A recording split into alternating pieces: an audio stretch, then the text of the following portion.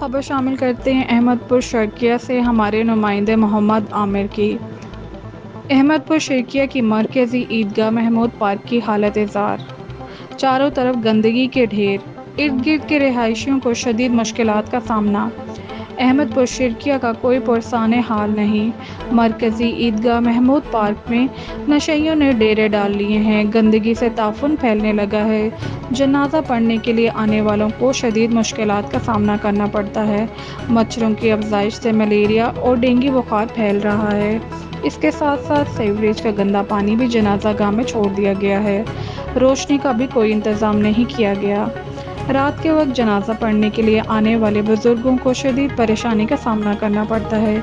Municipal committee کو کئی مرتبہ شکایات درج کرائی گئیں، لیکن میونسپل کمیٹی کا عملہ بات تک سننے کو تیار نہیں۔